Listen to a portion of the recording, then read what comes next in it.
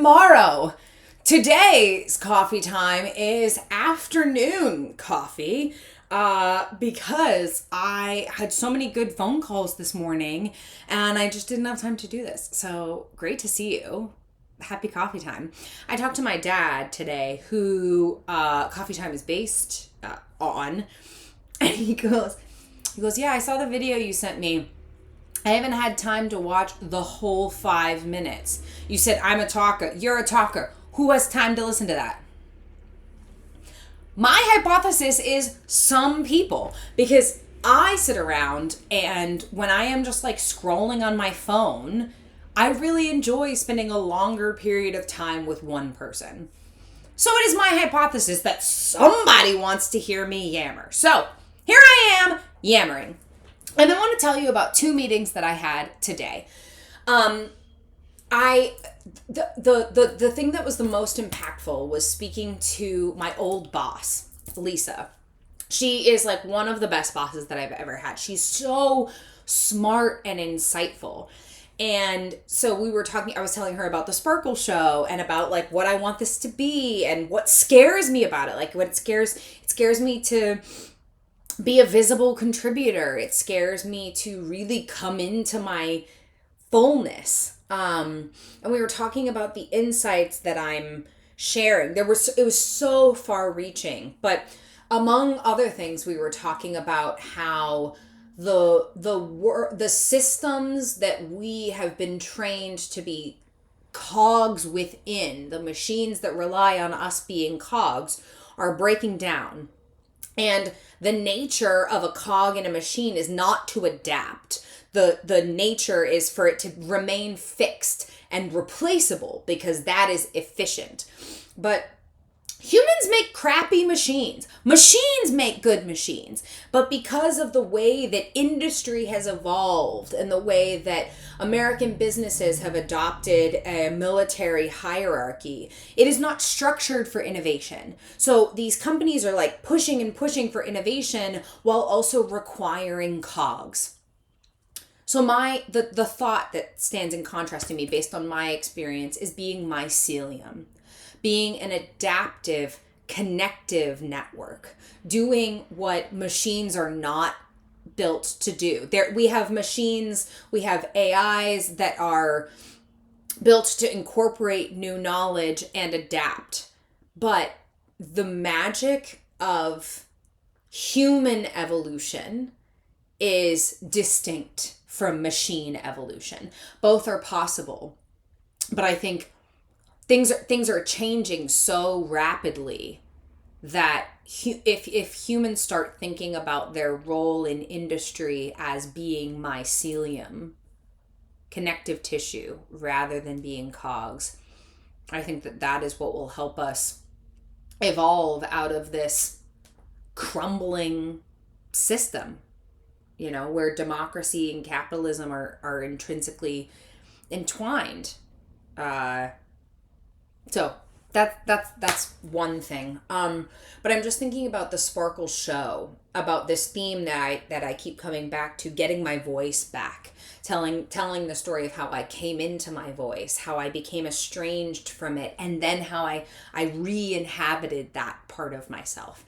And she said, this is, a lot of people need to hear this because it's not just singing. It's not, my story is based on how I got back to singing, but this applies to any pursuit, any creative pursuit, the things that we love to do when we were younger.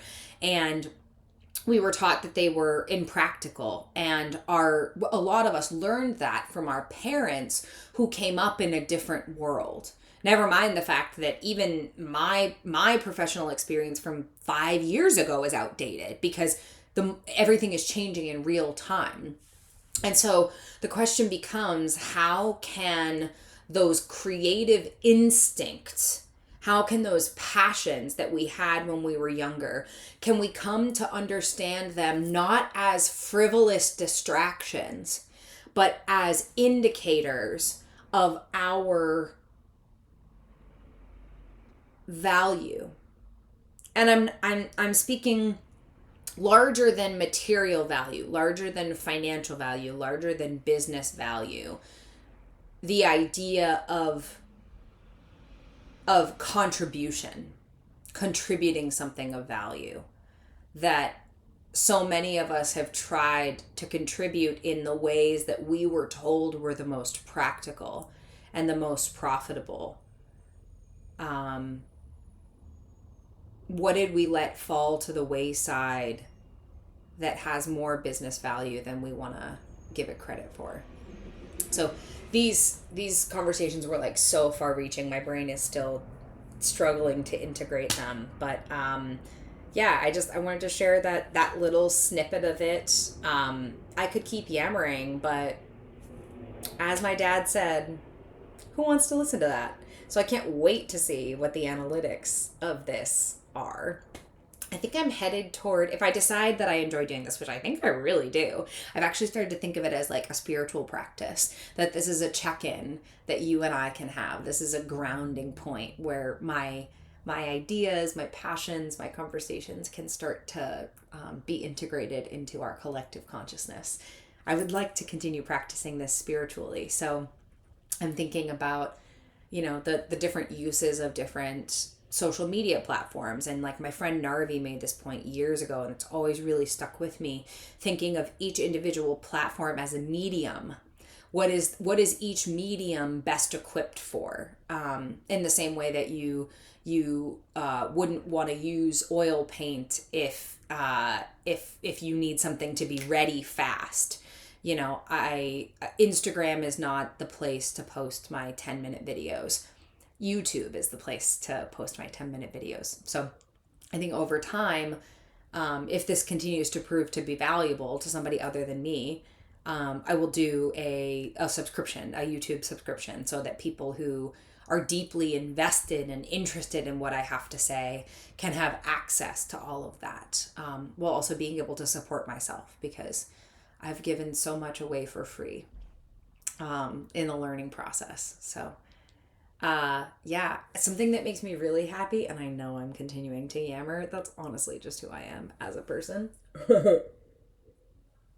Something that brings me great joy. Oh, and this actually tastes like the coffee because I got the right creamer. Amazing. Something that's bringing me great joy is that over the past week, so many people who I love and whose opinions I value have said to me, I saw your video. I loved it. It made me so happy. It was so cool to see you like go on this arc of like kind of having disappointment, but then like how you're responding to it, and like that it like brought joy to their day. And so like if this grows into a bigger internet thing, amazing. But like at a baseline, adding joy to the lives of people that I love, like that is so worthwhile. That is worth the time to record this and publish it, because I'm not really editing it. I'm just adding captions and title and stuff like that, so that it's like so that it's easy to understand the context, so that if you see a video, you kind of understand like which day that fit into and all that stuff. So I'm figuring it out, but it intuitively makes me feel really encouraged that people who I love and respect are finding value in this. So this is just another day of coffee time, just me staying the course and having faith that this idea that felt divinely seeded is something that will take root in the world. So thank you for joining me. I love you. I hope you have a really great day, evening. Cheers. See you tomorrow.